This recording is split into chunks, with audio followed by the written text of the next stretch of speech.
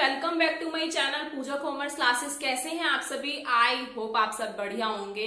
बच्चों, हम पढ़ रहे हैं माइक्रो इकोनॉमिक्स और हमारा चल रहा है कंज्यूमर इक्विलिब्रियम चैप्टर 2। आज हम चैप्टर 2 में कुछ नए टॉपिक्स को कवर करेंगे और अपने चैप्टर को फिनिश करेंगे। बजट लाइन का मतलब होता है कि हम अपने बजट में रह के कितना सामान खरीद सकते हैं और कितने डिफरेंट कॉम्बिनेशन ऑफ गुड्स को हम परचेज कर सकते हैं अपने बजट में रह के। वो कैसे मैम? आइए पहले डेफिनेशन से क्लियर करते हैं और फिर इसके शेड्यूल को समझाते हैं। तो डेफिनेशन में क्या बोला है? Budget line is a graphically representation. क्या होता है? जो बजट लाइन होती है वो हमारी क्या करती है? ग्राफिकली रिप्रेजेंट करती है of all combination of two goods के कॉम्बिनेशन को which can be purchase with given income, जिसे हम परचेज करते हैं अपनी इनकम से, एंड प्राइजेस। अब ये कैसे इनकम और प्राइजेस? क्योंकि हमारी इनकम होगी और जो गुड्स हैं उसके प्राइस पे भी तो डिपेंड करेगा ना, कि प्राइस हाई हुआ और हमारी इनकम कम हुई तो हम परचेज नहीं कर पाएंगे। तो यहाँ पे आगे क्या बोला है? Such that the cost of each of this combination is equal to the money income of the consumer. जो कॉस्ट होगी गुड्स की वो किसके इक्वल होनी चाहिए?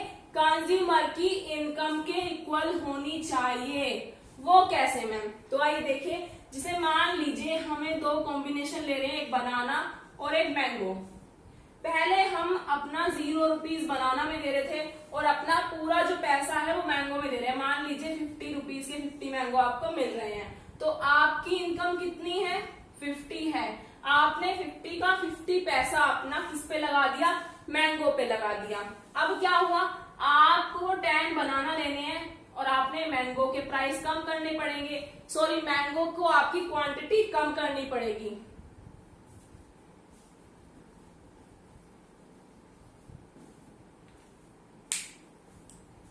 हमने बनाना लिया और मैंगो लिया और हमारी इनकम है।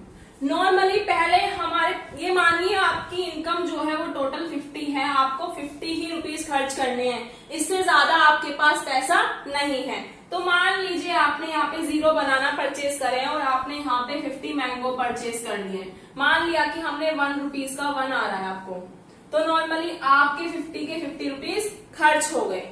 अब क्या हुआ? अब आपके घर में कुछ मेंबर हैं जिन्हें बनाना पसंद है, तो अब आपको बनाना की क्वांटिटी बढ़ानी पड़ेगी, 0 नहीं रहेगी। अब क्या हुआ? अब आपको 10 बनाना चाहिए, तो अब आपको क्या करना पड़ेगा? मैंगो को कम करना पड़ेगा, क्योंकि आपके पास जो इनकम है वो तो टोटल 50 ही है।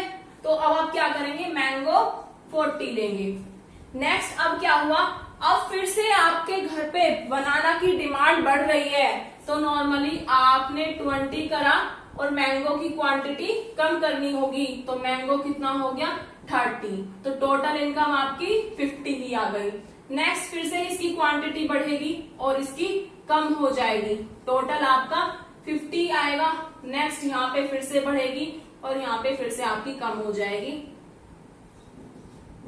तो ऐसे ही ये हमारा पूरा, मतलब हमें यहाँ पे ये शो किया है कि डिफरेंट कॉम्बिनेशन, हम 2 गुड्स को परचेज कर रहे हैं और अपनी इनकम में रह के कर रहे हैं, बजट में रहकर कर रहे हैं। अब ऐसा कोई हुआ है कि हमने बनाना की क्वांटिटी बढ़ाई हो, उससे हमें एक्स्ट्रा पैसा खर्च कर रहे हो? नहीं, जितनी इनकम है उसी इनकम से हम दोनों गुड्स को परचेज कर रहे हैं। तो यही क्या कहलाता है? हमारा बजट लाइन कहलाता है। और कुछ बच्चों के माइंड में एक क्वेश्चन आ रहा होगा, मैम आपने ऐसा ही तो हमें कल पढ़ाया था इनडिफरेंस कर्व में।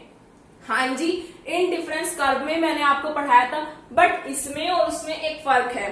जो इनडिफरेंस कर्व होता है वो आपका 0 से टच नहीं करता है, तो इसलिए उसकी शेप कुछ इस तरह से आती है। वो आप अपने कॉपी में ड्रॉ कर लेना ठीक से।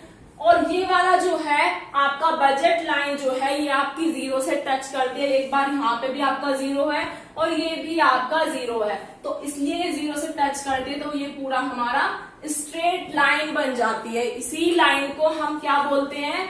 Budget line. क्या बोलते हैं बच्चों? Budget line.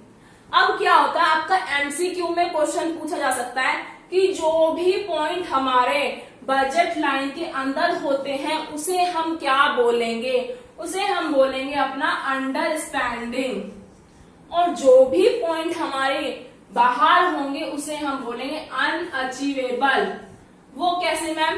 क्योंकि आपके पास 50 रुपए हैं खर्च करने के लिए, तो आप 60 नहीं खर्च कर सकते, 50 है 50 ही खर्च कर सकते, तो वो तो आप अचीव कर ही नहीं पाएंगे। अब मान लो मैं कह दूं कि आपसे आपकी इनकम 50 है, आपके पास एक गुड 30 का है, दूसरा 40 का है, तो आप इसे कैसे परचेज कर पाएंगे? तो अनअचीवेबल है, इसे आप परचेज नहीं कर सकते क्योंकि आपके पास सिर्फ 50 रुपीज है खर्च करने के लिए। तो आई होप बच्चों आपको बजट लाइन तो क्लियर हो गया होगा। अब ऐसे ही सेम आता है एक बजट सेट। बजट सेट क्या होता है? बच्चे कंफ्यूज हो जाते हैं बजट सेट में कि मैम ये क्या बोल दिया। अब अगर आपको बजट लाइन क्लियर हो गया है तो बजट सेट में कुछ भी नहीं है। बजट लाइन में हमने पढ़ा था कि जितनी हमारी इनकम है वो पूरी खर्च हो रही है, मतलब आपकी इनकम 50 थी, आपकी पूरी इनकम खर्च हो रही थी आप जो कॉम्बिनेशन गुड्स परचेज कर रहे थे उस पर। बट बजट सेट में क्या होता है? ऐसा कुछ नहीं है कि आपकी अगर इनकम 50 है तो 50 का 50 ही आपको खर्च करना है गुड्स पे। आप नॉर्मल कर सकते हैं, आपने 0 परचेज करा बनाना और आपने मैंगो परचेज करा 10 और आपने अपने 40 रुपीज सेविंग भी कर लिया, कोई दिक्कत नहीं है। तो नॉर्मली बजट सेट में क्या होता है? जो भी कॉम्बिनेशन ऑफ गुड्स है, सारे all possible combination of goods जो होते हैं उनको आप परचेज कर रहे हैं, बट ऐसा कुछ जरूरी नहीं है कि आप अपनी पूरी इनकम स्पेंड करेंगे। आप परचेज करिए, जितना आपको अफोर्डेबल लगता है आप करिए, अदरवाइज कोई ऐसा मैंडेटरी नहीं है कि आपको पूरी ही इनकम अपनी खर्च करनी है। बजट लाइन में आप पूरा बजट देखते हैं अपना कि आपका कितना बजट है। अब बजट तो पूरी इनकम पे डिपेंड करता है ना। अब हमारी इनकम 50 है तो हमारा 50 का बजट होगा, अगर हमारी इनकम कम होगी तो हमारा बजट कम होगा। और बजट सेट में क्या होगा? हमारी मर्जी है, मतलब हमारी मर्जी है कि हमें गुड्स पे पैसा खर्च करना है या नहीं करना है। अगर हमारा मन है हम सेविंग कर रहे हैं, हम कर ही नहीं रहे हैं खर्च, पर ऐसा होता नहीं है। नॉर्मली क्या होता है? खर्चा तो होता ही है, पैसा हाथ में नहीं रुकता है। तो आई होप आपको बजट सेट भी यहाँ पे इससे क्लियर हो गया होगा। नोट्स में आपको प्रोवाइड करा ही देती हूँ, तो नोट्स की टेंशन मत लेना कि मैम आपने बजट सेट की डेफिनेशन नहीं नोट करी है, कोई प्रॉब्लम नहीं है। समझना मैटर करता है, ये रटाफिकेशन मत करो, सिर्फ समझा करो कि मैम क्या पढ़ा रही है आपको। हाँ जी बच्चों, अब आपको क्लियर हो गया होगा कि बजट लाइन होता क्या है। तो बजट लाइन जो होती है आपकी, वो आपकी शिफ्ट करती है। अब मैम वो शिफ्ट कैसे करती है? शिफ्ट का मतलब होता है कि जो आपकी बजट लाइन है वो आपकी फॉरवर्ड, मतलब आपकी राइट वर्ड और आपकी लेफ्ट वर्ड शिफ्ट करती है। वो कैसे? जैसे आपकी ये बजट लाइन है, अगर आपकी इनकम मतलब आपका बजट बढ़ेगा तो आपकी बजट लाइन भी बढ़ जाएगी। सॉरी ये थोड़ा सीधा नहीं बन पा रहा है। अगर आपका बजट बढ़ेगा तो आपकी बजट लाइन बढ़ जाएगी, मतलब आपका जो शिफ्ट होगा वो किधर होगा? वो आपका राइट वर्ड शिफ्ट होगा। बट अगर आपकी इनकम 50 थी ना पहले आपकी इनकम, अगर 50 की जगह वो 40 हो गई तो आपकी बजट लाइन भी कम हो जाएगी, मतलब बैकआउट हो जाएगी। तो ये किधर शिफ्ट हो जाएगा? आपका लेफ्ट वर्ड शिफ्ट हो जाएगा। तो इसे ही हम बोल देते हैं। रीजन क्या है शिफ्ट होने का? रीजन यही है, इनकम इंक्रीज होती है तो हमारा बजट जो है वो भी बढ़ जाता है, और इनकम डिक्रीज होती है तो हमारा बजट भी डाउन हो जाता है। तो आई होप आपको ये समझ आया होगा। थोड़ा डायग्राम ज्यादा ही डेकोरेटिव लग रहा है, इसको अच्छे से कॉपी में बना लेना। तो आई होप आपको यहाँ तक क्लियर हुआ होगा और हमारा चैप्टर हो जाता है कंप्लीट। तो करते हैं 1-2 न्यूमेरिकल जिससे आपको कंसेप्ट बिल्कुल क्लियर हो जाए। हाँ जी बच्चों, देखते हैं अपना क्वेश्चन फर्स्ट। क्वेश्चन फर्स्ट में क्या कहा है? क्वेश्चन फर्स्ट में हमें यूनिट दी हुई है और टोटल यूटिलिटी दिया हुआ है, मार्जिनल यूटिलिटी आपको फाइंड करना है। बच्चों मैंने फर्स्ट क्लास में ही आपको समझाया था कि अगर आपको एमयू फाइंड करना है तो आप टीयू अपॉन जो भी आपकी यूनिट है इससे डिवाइड कर दो, तो नॉर्मली आपका मार्जिनल यूटिलिटी फाइंड हो जाएगा। तो हमें करना क्या है? नॉर्मली 0 से 0 को तो करेंगे नहीं, हाँ तो डैश आ जाएगा।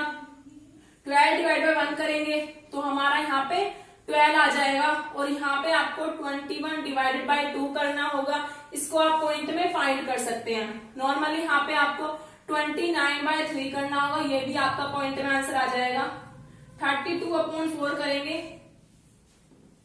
तो यहाँ पे 8 आ जाएगा, और 30 डिवाइड बाय 5 करेंगे तो यहाँ पे आपका आ जाएगा 6 आ जाएगा। तो मार्जिनल यूटिलिटी आपकी फाइंड हो जाएगी। आप होमवर्क में फाइंड कर लेना कि डिवाइड होके आएगा क्या। तो मैं सिर्फ आपको बताना चाहती हूँ कि नॉर्मली अगर आपको एमयू पूछा जाता है तो आपको क्या करना है, सिर्फ अपनी टोटल यूटिलिटी को देखना है और यूनिट को फाइंड कर लेना है। अब जो मान लो एक क्वेश्चन ले लेते हैं, जैसे मानो क्वेश्चन में यूनिट दी हुई है 1 2 3 4, और क्वेश्चन में आपको एमयू दिया हुआ है। एमयू मान लीजिए 20, 14, 6, 13, 12, ऐसे कुछ एमयू दिया हुआ है। अब आपको फाइंड करना है टीयू। तो कौन बताएगा कि टोटल यूटिलिटी आप कैसे फाइंड करेंगे। अब कुछ बच्चे बोलेंगे कि मैम टोटल निकालते रहेंगे और फाइंड हो जाएगा। तो टीयू फर्स्ट में 20 का 20 नोट कर देंगे। नेक्स्ट क्या करेंगे, 20 + 14 कर देंगे, 34 हो जाएगा। फिर 34 + 13 कर देंगे ये वाला, तो 47 हो जाएगा। ऐसे ही 47 + 12 कर देंगे तो हमारा 59 हो जाएगा। तो एमयू से हम टीयू फाइंड कर सकते हैं। तो एक क्वेश्चन के थ्रू हमने 2 क्वेश्चन समझ लिए कि अगर हमें टीयू दिया हुआ है, एमयू फाइंड करना है वो कैसे करना है, और अगर हमें एमयू दिया हुआ है और टीयू फाइंड करना है तो वो कैसे करना है। आई होप आपको क्लियर हुआ होगा। आपको प्रैक्टिस में क्वेश्चन करने पड़ेंगे तभी जाके आपको परफेक्शन मिलेगा। तो हाँ जी बच्चों, ये आपके लिए होमवर्क क्वेश्चन है और इसका आंसर आप मुझे कमेंट बॉक्स में भी दे सकते हैं और आप मुझे इंस्टा पे भी दे सकते हैं। तो आप क्वेश्चन को नोट करिए और आंसर जरूर करना है। और जिसने भी अभी तक चैनल को सब्सक्राइब नहीं किया है जाके चैनल को सब्सक्राइब कर लेना, बेल आइकन को भी प्रेस कर लेना, जिससे हर वीडियो का नोटिफिकेशन आपको मिलता रहे। Thank you so much. आप नोट कर लीजिए।